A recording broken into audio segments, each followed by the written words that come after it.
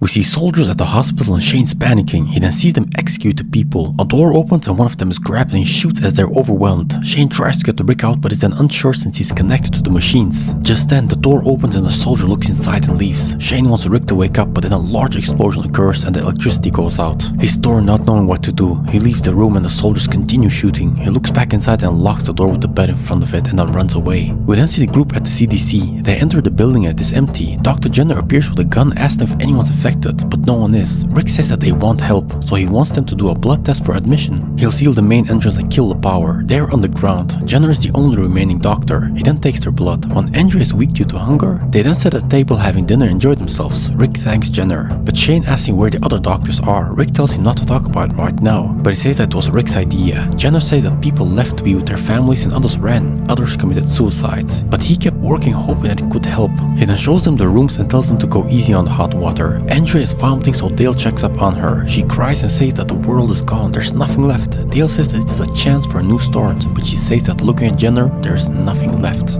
Rick thanks Jenner again and says that he doesn't know how it is out there. There are too many. He never told his household how he feels about it all. Jenner says that it will be all okay. The kids are in the rec room. When they leave after Lori, Shane comes speaking inside. He closes the door and has a bottle with him. He doesn't like the way she treats him. She says that he lied about Rick being dead. He says it was a mess at the hospital. He didn't hear Rick's heartbeat back there but saved their lives and loves her and then comes on to her. She then scratches him away. He then leaves out of anger and Lori's panicking. The next morning they're eating breakfast. When Jenner enters, they want to look at something. He shows them some images of someone's brain. We see an active brain of a test subject that was bitten and volunteered for the recording. Some changes occur in the brain as the person transitions and then death occurs. He says that the transition happens between 3 minutes and 8 hours. We then see some life in the brainstem, which then gets walkers moving. But the brain's lifeless. The human part does not come up, just a shell with mindless instinct. He doesn't know what the cause is. When they ask him about other facilities, he doesn't know since everything went down globally. Dale then asks what the clock's counting down to. Jenner says that the basement generations ran out of fuel. Then facility-wide decontamination will occur.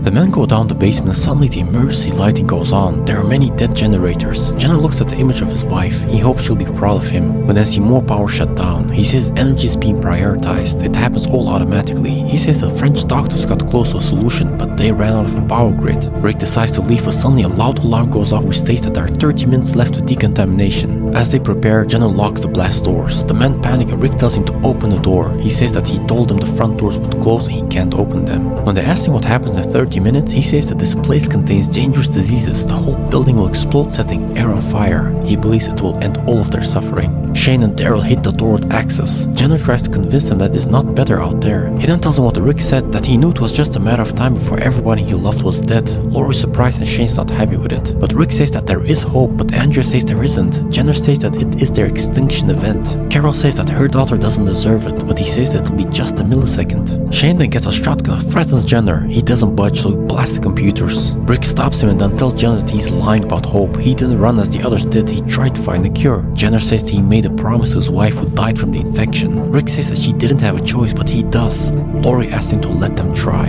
So he then opens the blast doors and they run off. He then whispers something to Rick's ear.